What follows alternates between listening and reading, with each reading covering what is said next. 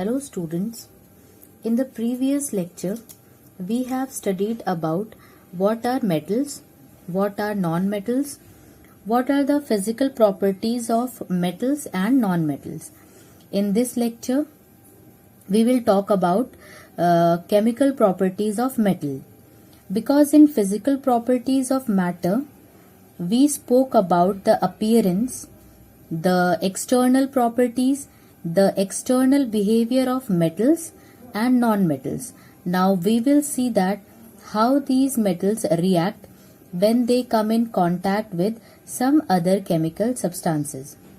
So how that reaction happens and how those reactions are different from non-metals. So that is what we are going to discuss in chemical properties of metals. So first of all, let us talk about how metals react with oxygen. Now, where is oxygen present? Oxygen is present in the air. So if the metal is exposed to air, it should react with oxygen. So let us see how exactly it happens. Almost all metals combine with oxygen to form metal oxide, which is basic in nature. So metals react with oxygen and forms metal oxides, which is basic in nature. Now let us look at some of the chemical reactions. So let us see how metals react with oxygen. Any metal reacts with oxygen to form metal oxides. So let us take some examples.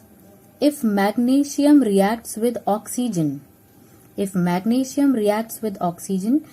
combines to form magnesium oxide.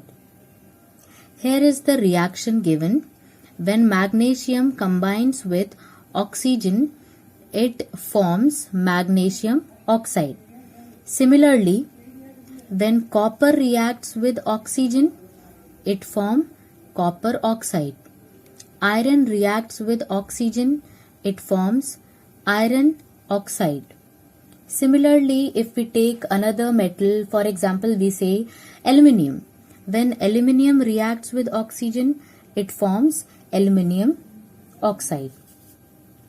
Whatever we have to do is firstly, if we want to perform this experiment in laboratory, so whatever we have to do is firstly take a magnesium ribbon with the use of pair of tongs.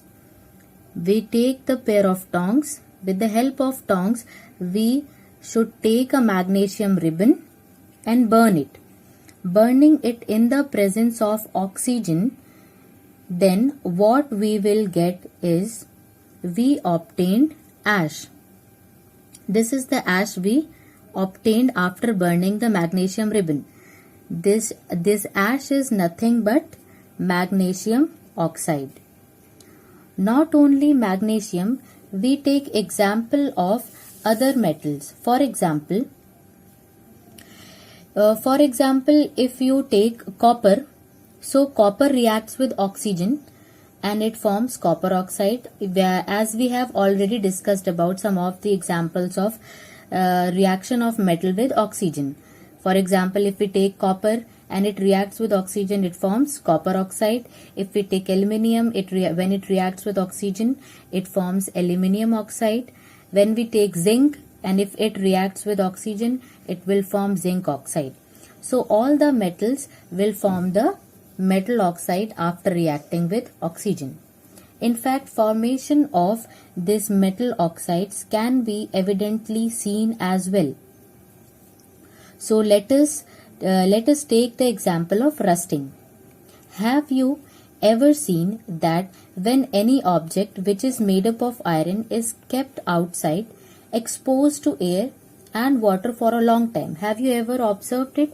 When any of the metal object is exposed to the air, so the air contains oxygen as well as water. Or let us say you have something such as the iron vessel or iron bucket and you have left it out. So obviously it is exposed to oxygen, which is exposed to air. So you can see some reddish color layer is deposited on the iron vessel. So this reddish layer is nothing but rust. Here we have taken an element which is iron. When it reacts with oxygen in the presence of water, a reddish layer is deposited on the iron metal. This reddish layer is nothing but rust. This is represented by equation as well. Fe is nothing but iron. When iron reacts with oxygen in the presence of water, it forms iron hydroxide. And after that, when iron hydroxide dehydrates, it forms the chemical which is called rust.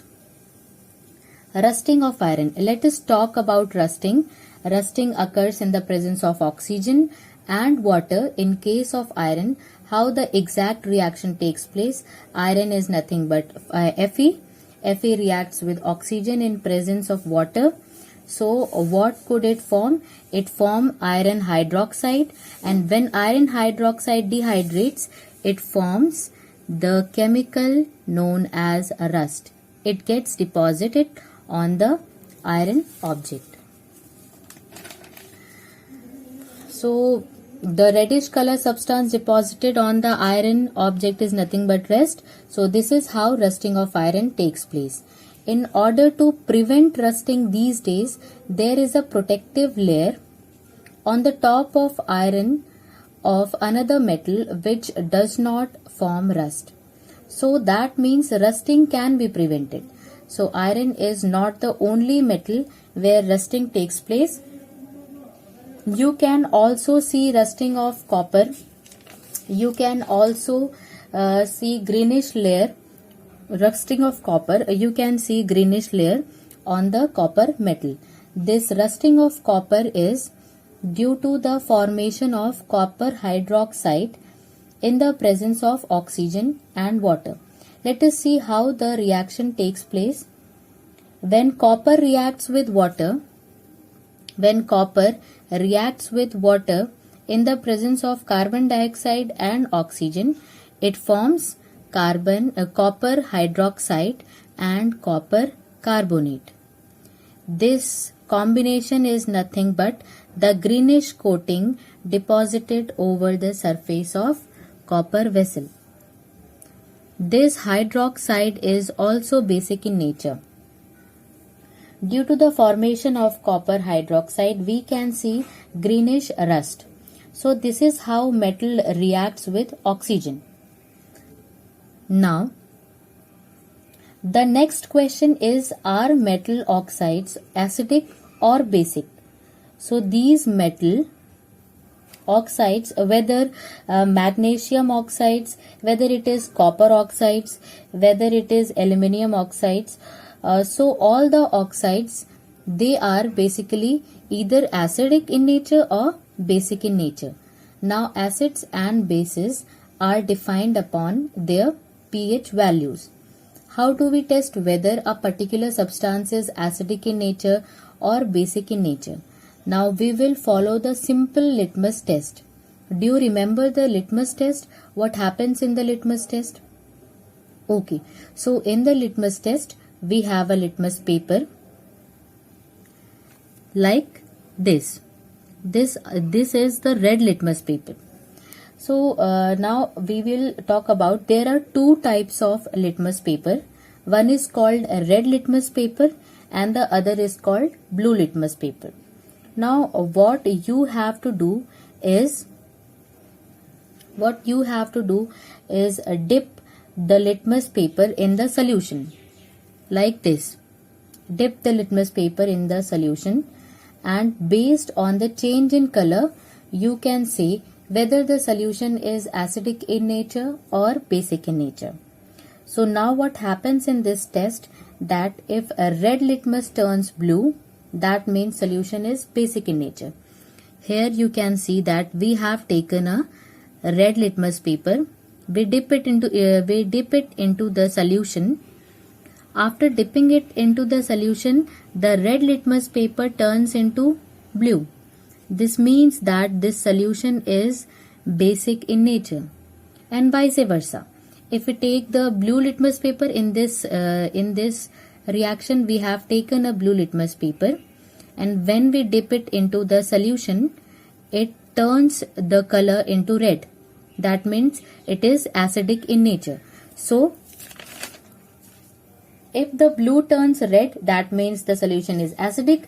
If red turns blue, that means the solution is basic in nature. Now in this section, our aim is to find out whether metal oxide is acidic or basic. So how do we do it? First of all, we have to prepare a solution. First of all, we have to prepare the solution of metal oxide. That means we have to combine metal oxide with water. So how do we do it? In the previous experiment, I have taught you about how we will perform the magnesium oxide experiment in the laboratory. In that case, what we have done? We have taken a magnesium ribbon and burn it in the air. Air has oxygen. That means when magnesium combines with oxygen, it forms ashes. That ash is nothing but magnesium oxide. Take this ash, mix it with water. Take this ash and mix it with water. This solution is ash plus H2O. And what is ash? Ash is nothing but magnesium oxide. In this solution, we dip a red litmus paper. This solution, what is this solution? This solution is made up of ash and water. After that, we will dip a litmus paper which is red in color. After dipping this litmus paper, what we have observed is that this litmus paper turns into blue. So this shows that this solution is basic in nature. So we conclude that metal oxides are all basic in nature. Now if you try this experiment with other metal oxides, there also you will receive the same result. So we conclude that all metal oxides are basic in nature. So in this video lecture, we have learnt about how metals react with oxygen and whether metal oxides are acidic or basic in nature. So that's it for this video lecture. Thank you for watching this video.